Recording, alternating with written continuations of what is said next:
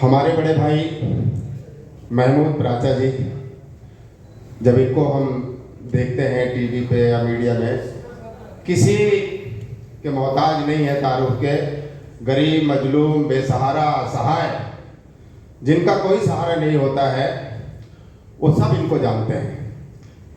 मैं आज के इस गांधी के जयंती के प्रोग्राम में सबको दिल की गहराई से बहुत बहुत मुबारकबाद देता हूं। तो मैं इतना ही कहूँगा, और एक प्यार मोहब्बत का माहौल ऐसा बनाया जाए, भूखा हो पड़ोसी तो उसे मिल के कुछ खिलाया जाए।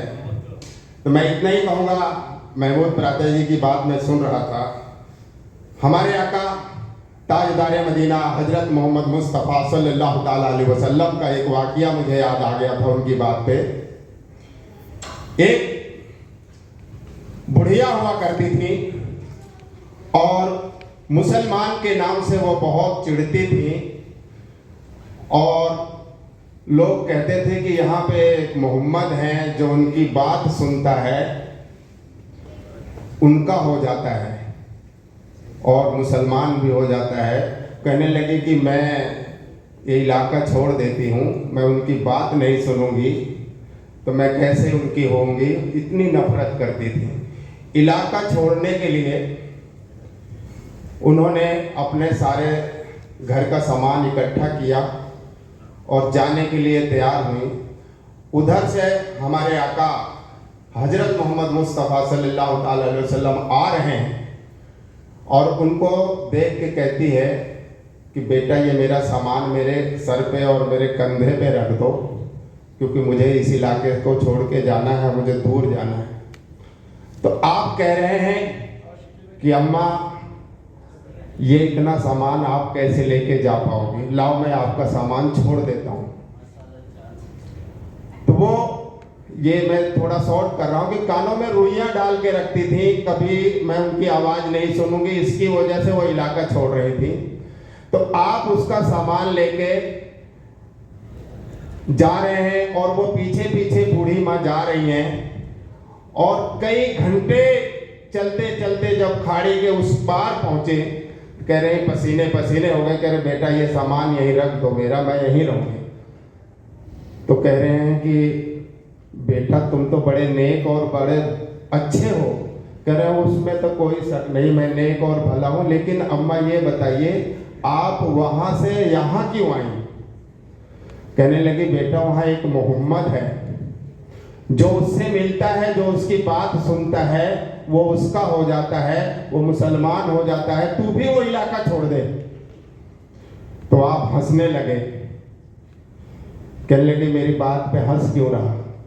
तो आप से कह रही हैं बूढ़ी माँ कि मैं मेरी बात पे हंस क्यों रहा? तो आपने कहा कि मैं इसलिए हंस रहा हूं कि मोहम्मद के डर से आप वो इलाका छोड़ के आई हो। अगर मैं मोहम्मद हूं तो फिर बताओ क्या करोगी?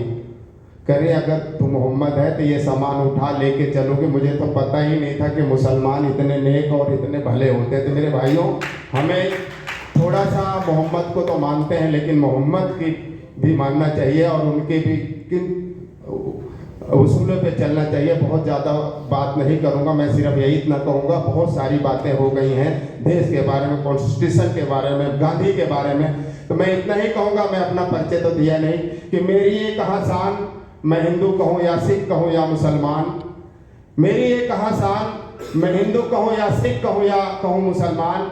मेरे भारत के हिंदू मुसलमान सिख ईसाई भाई ही खुश नहीं रहेंगे तो मेरा कुछ भी नहीं रहेगा। मेरा भारत ही है मेरी पहचान और मेरा नाम है रिजवान, और मुझे गर्व है कि मैं हूँ मुसलमान, लेकिन हमें उससे भी ज़्यादा गर्व है कि मैं हूँ हिंदुस्तानी मुसलमान, क्योंकि हमारे आका ताजदार मदीना हजरत मोहम्मद मुस्तफ़ा सल्लल्लाहु ताला अलैहि वसल्लम आज से 1400 साल पहले अरब की उस धरती पे जब अपने साथियों के साथ बैठते थे, तो खास करके हमारे हिंदुस्तान से, इस रेगिस्तान से हवाएं चलती थी, तो आप कहते थे हमें मोहब्बत की, ठंडक की खुशबू का आभास होता है। तो मेरे हिंदुस्तान की तहजीब, मेरे हिंदुस्तान का कल्चर, मेरे हिंदुस्तान की भाईचारा एकता, मेरे हिंदुस्तान की संस्कृति, मेरे हिंदुस्तान हिंदुस्तान की सभ्यता आज से 1400 साल पहले मेरे आका को भी पसंद थी, इसलिए मैंने कहा मैं हिंदुस्तानी मुसलमान हूं, मुझे उससे भी ज्यादा गर्व है। तो मैं ज़्यादा बातें ना कहते हुए मैं सिर्फ यही इतना कहूँगा कि मस्जिदों में खुदा की इबादत होती है, मंदिरों में राम है, लेते हिंदू और मुसलमान दोनों एक ही नाम है। आह ए हिंदू मुसलमान भाइयों मेरी बात दिल से सुनो, ये सारे मजहब हैं खिलौने और खिलाड़ी एक है। हिंदी उर्दू की जबान में सिर्फ नाम ही का फर्क है। हम जिसे अल्लाह कहते हैं ओम उसी का नाम है, वो सर्वशक्तिमान है, निराकार है, हमेशा से था, हमेशा से है, हमेशा रहेगा, सबका मालिक, सबका खालिक, वो आसमान वाला, नीली छतरी वाला, बड़ा कृपालु और बड़ा दयालु है। जब उसके बादल गड़गड़ाते हैं तो सबके लिए बारिश करता है, जब वो अपनी सूरज की किरणें छोड़ता है तो सबको रोशनी जीवन देता है, जब वो अपनी कीमती हवाएं छोड़ता है तो सबको जीवन देता। हमारी पूजा पद्धतियां, हमारे पूजा स्थल अलग अलग हैं, लेकिन जिसकी इबादत की जा रही, जिसकी आराधना की जा रही, जिसकी प्रार्थना की जा रही, उसके यहाँ करेक्शन की जरूरत नहीं है, वो सबकी भाषा को समझता है, वो परमपिता परमेश्वर सर्वशक्तिमान, हम सबका मालिक। मैं जानता हूं कि मुझे इशारा हुआ, लेकिन मैं अपनी बात समाप्त करने से पहले कि मैं इतना ही कहूंगा कि भाईचारा, एकता का भी, सद्भावना का भी प्रोग्राम है, हिंदू धर्म की उदारता